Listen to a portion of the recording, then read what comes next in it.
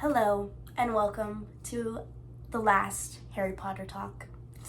It's bittersweet, bitter because I hate that this is ending because this is so fun, but sweet because I get to move on to Percy Jackson and do a Percy Jackson talk, which, by the way, that will be formulated a lot better than this one. This was kind of like a trial.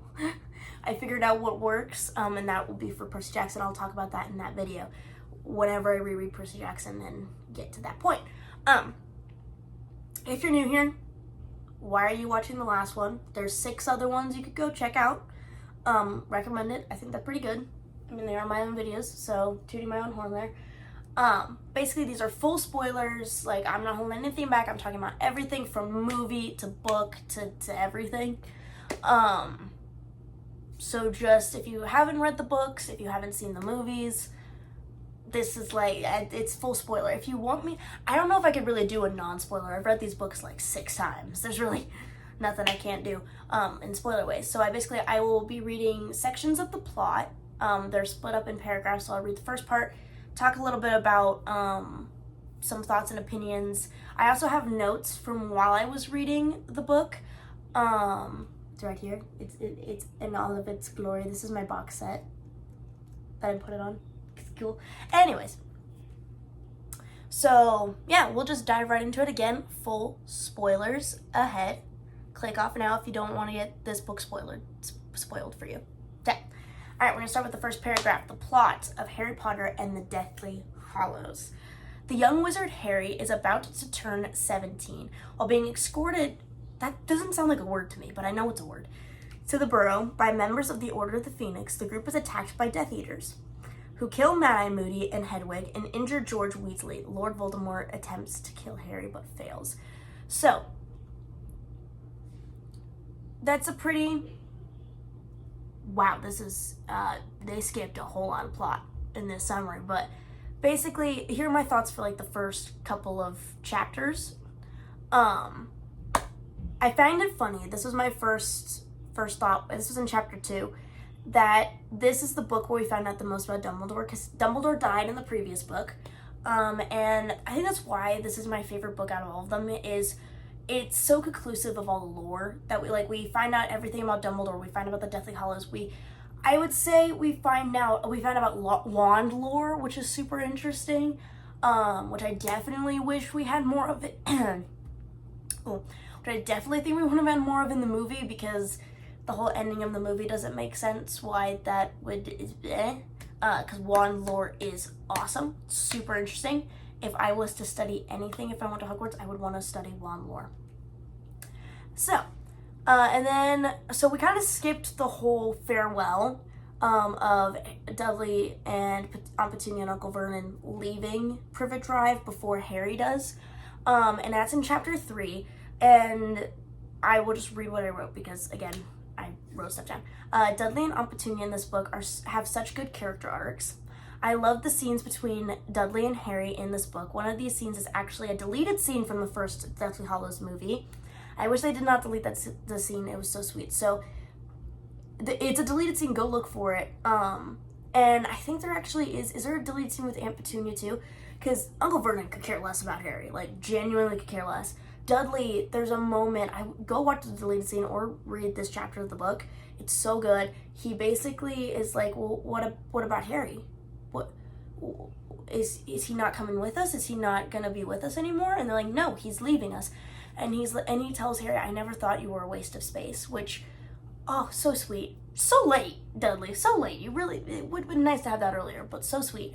And then Aunt Petunia, obviously, she kind of, it's not like a super huge moment, but it's like a little bit of a moment of her showing that she cares for Harry.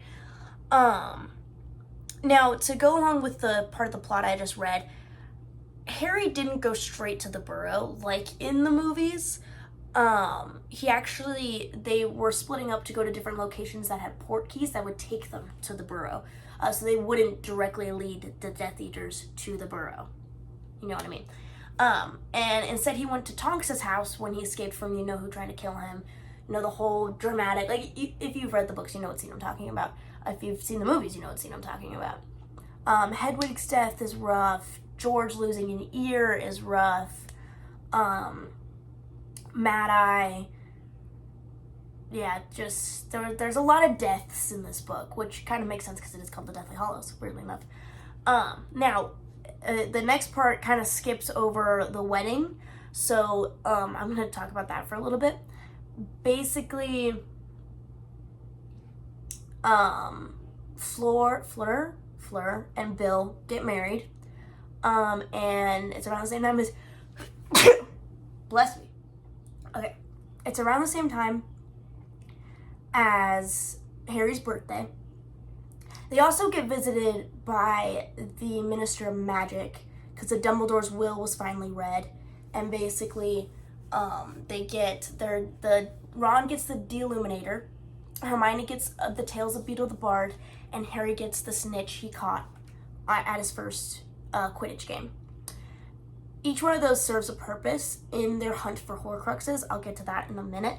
But back to the wedding thing, in chapter 7, Harry and Ginny kiss, and it was a little awkward. It was a little weird. I kind of cringed when I read that. That's just, like, look, it was weird in the movie. I didn't realize that it was also weird in the book. I would say it's actually less weird than the movie, because at least in the books we know that Ginny's a lot stronger and has a lot more built out character than in the movies. She's kind of sidelined in the movies, but still, just kind of a little weird. And obviously I think it's George that comes down and is like, well, hello, top of the morning to you guys. What's going on here? Anyways, now on to, because I think my next section of stuff is for this next half of the plot. So after the Death Eaters and Lord Voldemort take over the Ministry of Magic, Harry and his friends Ron and Hermione begin searching for Voldemort's 4 remaining Horcruxes, which they hope to destroy and thus render him mortal. So there are 7 Horcruxes. They don't know about Harry, so they believe there are only 6. So far, 2 have been destroyed. So the ring and the diary have both been destroyed. And then you have the locket, Slytherin's locket, locket, cup of Hufflepuff, Ravenclaw's diadem, Nagini, and then Harry. But obviously we don't know about Harry. So the snake, those are the 4 they need left. And they learned that the locket Horcrux is in the possession of Dolores Umbridge at the Ministry of Magic. Harry and his friends infiltrate the Ministry, steal the locket from Umbridge, but are unable to destroy it. The locket's dark magic affects Ron, who abandons Harry and Hermione. Oh my goodness. In Godric's Hollow, Harry and Hermione are attacked by Voldemort's snake and Nagini, but manage to escape. One night, a Patronus guides Harry to a pond containing the sword of Gryffindor. When he tries to recover it, the locket tightens around his neck, nearly drowning him. Ron returns and saves Harry, then destroys the Horcrux with the sword. So the sword of Gryffindor is embedded with basilisk venom, which is one of the few ways you could destroy a Horcrux. So that's why they need the sword. Now I'm going to talk about my thoughts here. So chapter 11, this is before Harry, Ron, and Hermione infiltrate the Ministry. Lupin shows up, and let me get into it. Lupin in this chapter, he kind of bothered me. Throughout the whole series, whenever Sirius and Lupin used James as an excuse to do something, it just showed how their view of their friend was skewed. Harry, in this scene with Lupin, understands more about what his father would have wanted better than someone who actually knew him. So this is a scene where Lupin shows up at Grimmauld Place. That's where Harry, Ron, and Hermione are hiding out, prepping to infiltrate the Ministry. And he's like, I want to help, I want to be here. And Harry's like, didn't you just get married? He had just married Tonks. Tonks is expecting a child. Like, they're expecting a kid. And Harry's like, what are you doing? Why are you not with your kid and your wife and your unborn child right now? Like, what is happening? First of all, as grateful as they would be to having Lupin on their side to help them, dude, you need to be with your wife and kid. It's a time of war, man. It's not great. So basically, Lupin's like, yeah, but James would have wanted me to help you. And like, no. Harry's like, no, my father would have wanted you to be with your wife. He wouldn't want you risking your life when you have a wife and an unborn child at home, like future child at home. Like the fact, and I felt the same way with Sirius back before he died in book 5, when he would do things and be like, oh, James would have loved this. Like they're trying to make Harry James, both in their own ways. And it irks me so bad because Harry's not James. And weirdly enough, in this moment, I think Harry's fully right on what his father would have wanted. So, now I'm going to go on a full rant about Hermione. Because I love her. This is in chapter 14. I'm just going to read what I wrote. Look, I do love Hermione. She's a great character, but man, did she get on my nerves. I mean, come on. The thing with Harry's wand acting on its own, and she's like, that's impossible. Do you know how many things Harry has told you, and you said it's impossible, and yet it actually happened? This happened twice. Literally, my next note is literally about the exact same thing. The exact same thing. But that's like chapter 22, so it's a bit of a jump. But, bruh, she got on my nerves so bad. So bad. And then, okay, and yet it actually happened. Hermione has known this guy for 7 years and seen hundreds of impossible things actually happen, and she doesn't believe him every time. That's gotta be a plot hole. Like, that's literally what I wrote. I'm like, this has got to be that's kind of a plot hole at this point. She's got to kind of be like, you know what? Every time Harry says something that I think is improbable, it ends up being true. Maybe I should start believing him. Again, 7 books of this. It has been 7 books of Harry saying something and being 100% right, or at least majority right. And Hermione's like, no, Harry, that's impossible. That can't happen. British accent there. And I'm just like, girl, he's proven time and time again that when he says something, he's most of the time kind of right. So that's a whole aggravating little moment for me. Anyways, so in the next section, because this is actually around the time where I did my next rant about Hermione, Harry, Ron, and Hermione visit Xenophilius Lovegood, which is Luna Lovegood's father, who tells them of the mystical objects known as Deathly Hallows, the Elder Wand, the Resurrection Stone, and the Cloak of Invisibility. Xenophilius then alerts the Ministry to the presence of the trio in his home, and Harry and his friends flee. Soon after, they are captured by bounty hunters known as Snatchers and are imprisoned at Malfoy Manor. Harry and Ron are thrown into the cellar with Dean, Luna, and Mr. Ollivander and Griphook, a goblin. While the Death Eater Bellatrix Lestrange tortures Hermione, the house elf Dobby helps them escape, but is killed in the process. So, let's unpack there. We finally get to find out what the Deathly Hallows are. This is around chapter 22, maybe a little bit before that. I think it was a little bit before chapter 22. And it's such a unique story. So this is where the Tales of Beedle the Bard comes in. It's in the book, The Tales of Beedle the Bard, that Hermione has. It's such a cool story. So after hearing that and them escaping from the house, and they go back to their tent from Xenophilius Lovegood's house, they go back to their tent before they get captured by Snatchers. Oh my goodness, I don't know why it's getting hard for me to breathe right now. Okay, weird. Okay, Harry finally starts putting the pieces together. He's like, Voldemort is after a super powerful wand. He's after something. And he starts putting all these like little bits of pieces together of what he's and he finally clocks it. The Deathly Hallows are real. The ring that Voldemort made into a Horcrux, that's the Resurrection Stone. His cloak might as well be the invisibility cloak from the story, which it is. And the wand that has been repeated throughout history, having the Death Stick, the unbeatable wand, is the Elder Wand. And Voldemort is after it. He gets it all clicks in his head what all these random bits and pieces of stuff. He tells Hermione and Ron. What do you think happens? Hermione's like, this is impossible. There's no such thing as, it's just a story for kids. Hermione, one, they talk to Ollivander later. And yeah, she's so narrow-minded. I sound like Lovegood right now.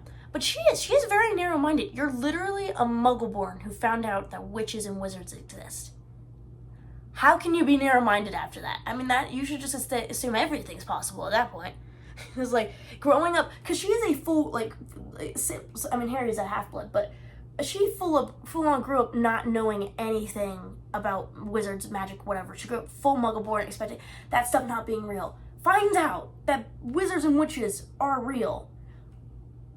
Would she seriously be this narrow-minded still? I feel like that would just open my eyes and be like, whoa, what else is possible? You know what? A magical wand. An unbeatable wand could totally happen. The Resurrection Stone could totally exist. Because, I mean, you literally had a class taught to you by a centaur. I mean, at that point, you're really just like, anything can happen, okay? So that's where, I don't know if that really is kind of feels like a plot hole to me, that she is so narrow-minded when she went from, like, oh, this stuff's all fake and fairy tale, to it actually being real. And yet her mind is still so narrow. It makes no sense to me. I literally, when I read that chapter, when Harry was finally like, he got it, he got it, and Hermione being like, stop it, Harry, it's not true, it's not real, this is fake, we're talking about Lovegood here, he's crazy. I literally, kid you not, was yelling at the book, telling her to just shut up, because I'm like, girl, he's got it. He's onto it. He's got it. Okay? He's got it.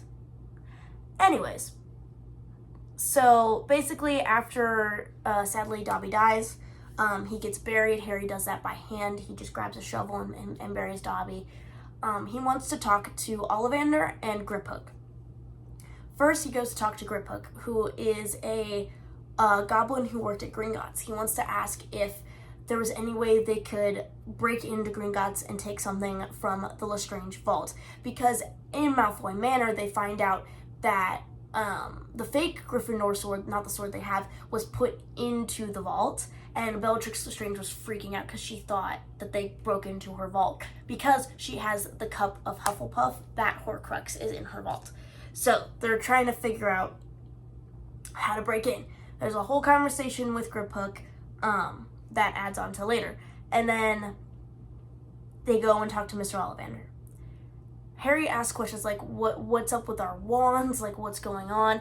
What have you ever heard of like the Elder Wand, the Unbeatable Wand, that? And he's like, oh yes, it's very likely that wand exists. It's a very bloody history. Like it's popped up multiple. And Hermione's like, you don't really believe that, do you? Like she's shocked that a grown adult would believe in something like that, because it is true. It's a thing that exists in this world. So that, and they talk about wands, like wand lore. So basically, the wand she uses the wizard. So Harry at this point, his wand has broken due to the fight with Nagini in Godric's Hollow. So he's like, can you fix it? Can you fix my wand? And he's like, no, I cannot. This is beyond repair. So he pulls out the other two wands he has that he took from Malfoy Manor. Is like, okay, who can you identify these? Who are these? Bellatrix Lestrange and Draco Malfoy. Well, he said it was Draco Malfoy's wand. And Harry's like, what do you mean was? Well, he's like, well, you got it from him. Like, you beat him for it. Like, basically, Harry tackles him and wrestles his wand out of his hand. That's what Harry does. And now the wand has seen and recognized a new owner, which is Harry. Because Harry won the wand, if you will. Like, he won the wand. Which this comes into a huge, huge, huge thing later on when they talk about the Elder Wand and who it truly belongs to.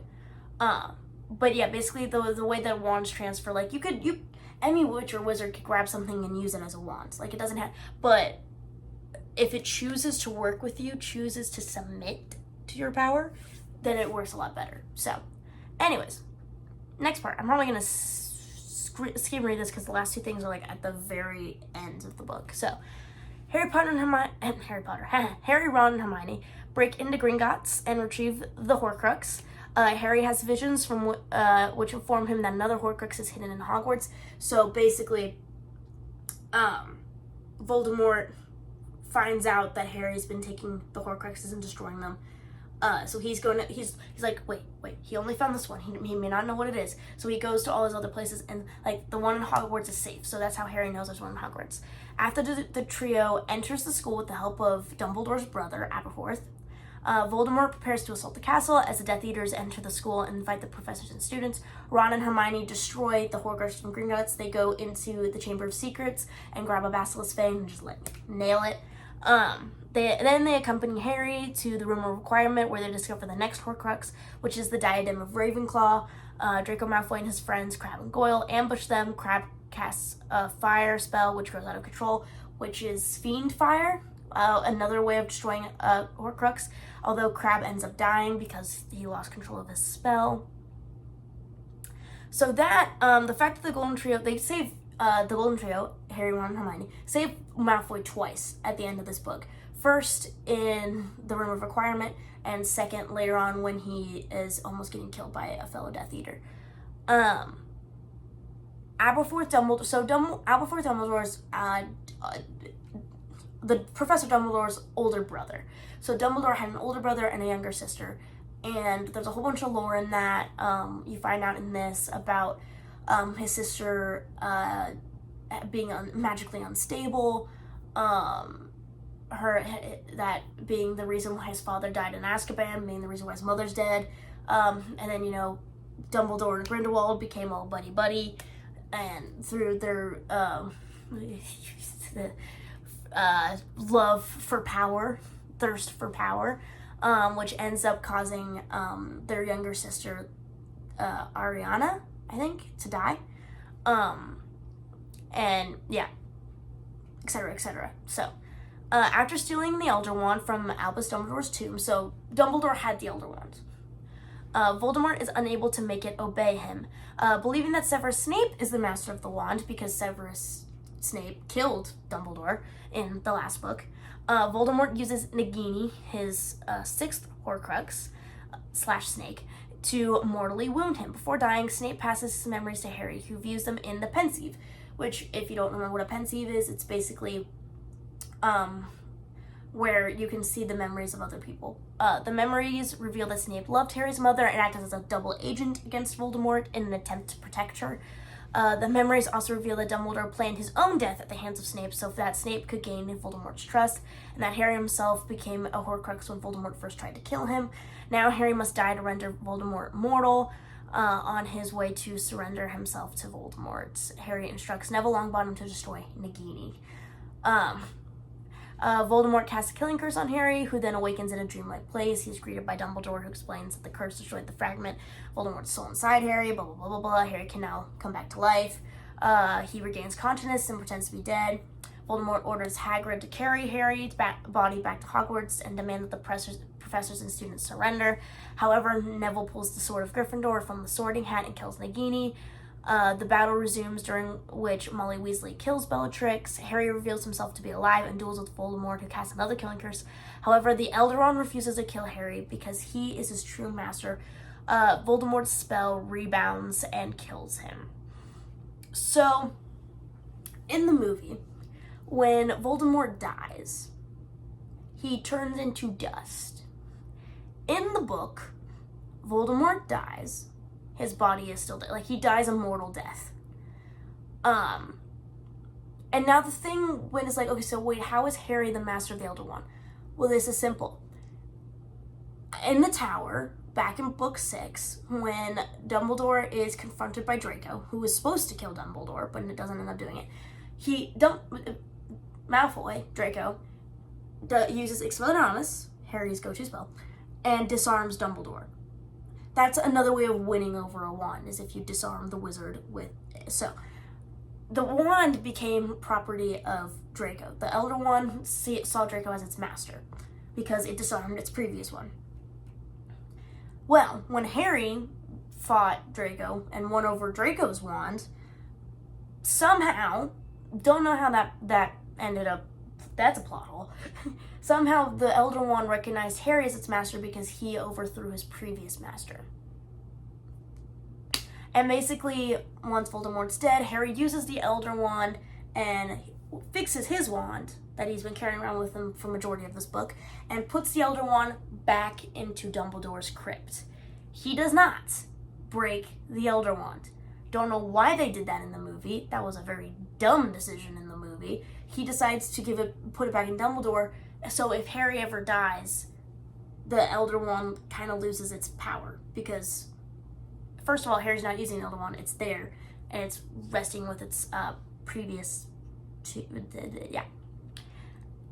So, I forgot that Fred's death. So Fred dies in the Battle of Hogwarts. Was different in the books. So in the movie, when Harry, Ron, and Hermione show up after once the battle's relaxed, and they see Fred dead. Like, they had no, like, oh my goodness, Fred's dead. So what actually happens in the book is Fred and George and Percy, or is it Fred and Percy?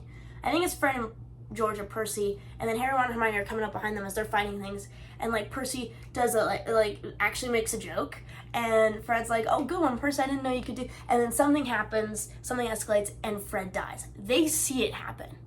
They see him lying there dead. They move his body to hide him from getting like trampled, maimed, any other bad thing happen to him. So they see this happen. Ron sees the death happen. Percy does. Harry and Hermione, and I think George was there. They all see this death happen. And then they bring him, and then once all the other people, that's why the moment is like, he knows Fred's dead. But next to Fred, when they're tending to their wounded or tending to the dead, is Lupin and Tonks. Tonks had just given birth to their son, Teddy, named after her father. Harry is the godfather to Teddy.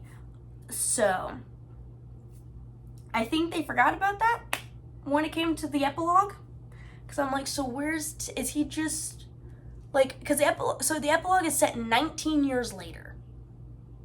So Teddy's 19 years old. So I guess maybe he's like I guess he doesn't go to Hogwarts anymore. But I'm like, they didn't even think about I'm assuming Harry took his godson in, I'm assuming. Again, that's a fully forgotten plot point, but yeah, that's the whole book. I'm still frustrated about that Ted thing. I'm like, did Harry take him in? I would assume so, because he loved Sirius. I would assume he did, but I don't know. It's never addressed. Like, we never talk about it after the fact, which is kind of sad. But I mean, you get the iconic Molly Weasley killing Bellatrix moment. That was epic. I love reading that every time. It's so good. It's so good. Pretty similar actually to what the movies ended up doing for that one. Yeah, and then in the novel's epilogue, which I kind of ignore, to be honest, the epilogue's fine. Set 19 years later, Harry and his friends see their children off to Hogwarts. Harry and Ginny are married. They have 3 children: James Sirius, Albus Severus, and Lily Luna. Okay. Sure. Yeah, and Ron and Hermione have a daughter named Rose and a son named Hugo. I will say, I understand that James Sirius, because, named after Harry's father and his godfather. Albus Severus, I think, is the only one people really have a problem with. And Lily Luna makes sense because obviously named after Harry's mom, and Ginny was really, really close with Luna. They were like best friends in Hogwarts. So, okay. Okay, this is my thought here. Why would you name your second son, clearly, after a man who basically raised you to die? That's what Dumbledore did. He basically raised Harry to be a lamb to the slaughter. And Snape, who, sure, he loved your mom, but he was still a horrible person. He wasn't great.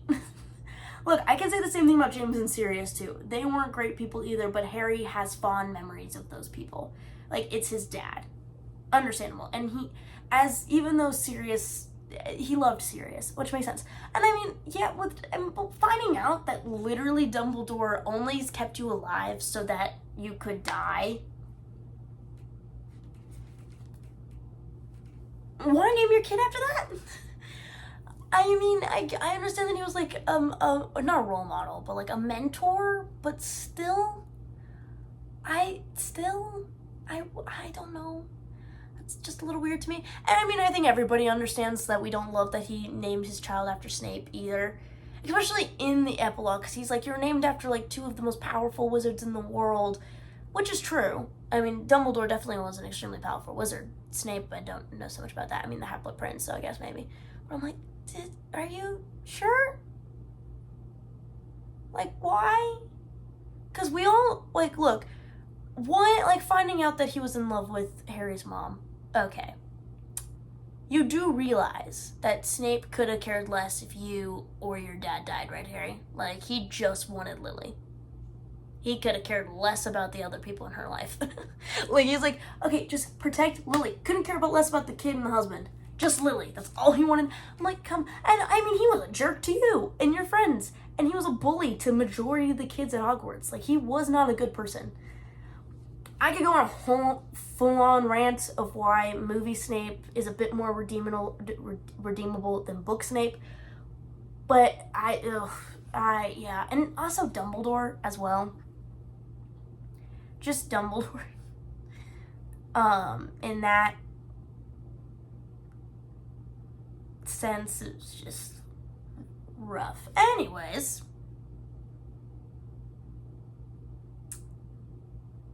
that's the end of this video. Thank you for sticking around for all of it. Super excited to be moving on to Percy Jackson. I hope you guys stay tuned for that. And you know what? Subscribe. It'll let you know whenever I post a new video. Typically, I post on Saturdays every other week at 4 p.m. Eastern time? Midwestern time? I don't really know. I live in the Midwest. I don't know what time we go by. But yeah, I hope you guys enjoyed this series. I really enjoyed filming it. I really enjoyed rereading the series that made me fall in love with reading.